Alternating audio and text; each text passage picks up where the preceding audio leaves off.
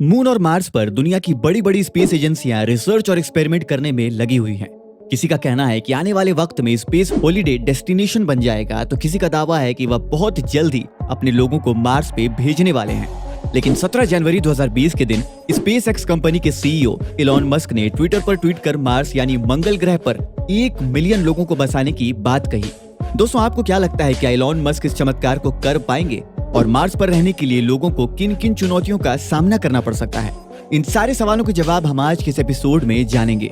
लेकिन उससे पहले अगर आपने हमारे चैनल को सब्सक्राइब नहीं किया है तो प्लीज कर लें और साथ ही बेल आइकन भी दबा दें, ताकि आपको ऐसी अमेजिंग और नॉलेजेबल वीडियोस आगे भी देखने को मिल जाएं।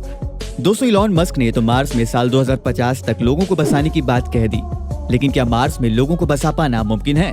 आइए जानते हैं इसके बारे में। नासा ने पिछले साल मार्स के रास्ते में आने वाली प्रॉब्लम्स की एक सूची बनाई थी।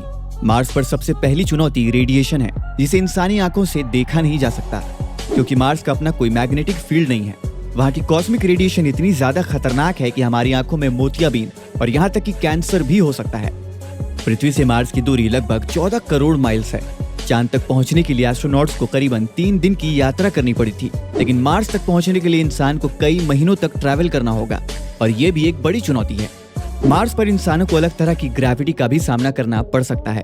पृथ्वी पर जिस इंसान का वजन 45.3 किलो होता है, मार्स पर उसी इंसान का वजन 17.2 किलो होगा। मार्स का टेम्परेचर और प्रेशर भी हमारे लिए एक बड़ी चुनौती होगी। पृथ्वी के मुकाबले वहाँ ठंड, धूल भरी आंधी और बवंडर बेहद आम है।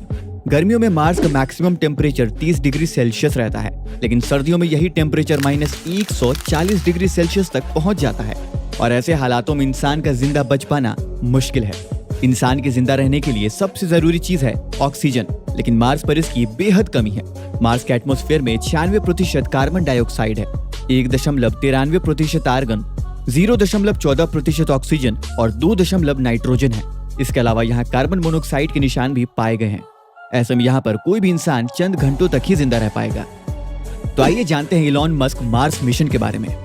इलॉन मस्क ने अपने ट्वीट्स में कहा है कि वे प्लान कर रहे हैं कि साल 2050 तक लगभग 1 मिलियन लोग मार्स पर रहने लगेंगे। मार्स को इंसानों के लिए रहने लायक बनाने के लिए मस्क ने टेराफॉर्मिंग प्रोसेस का प्रपोजल दिया है। इस प्रपोजल के तहत मार्स के पोल्स पर न्यूक्लियर बॉम्ब्स को फोड़ा जाएगा, जिससे मार्स के पोल्स की ज्यादातर बर्फ पिघल जाएगी और पूरे मार्स पर गर्मी बढ़ जाएगी, जिससे मार्स इंसानों के लिए रहने लायक हो जाएगा।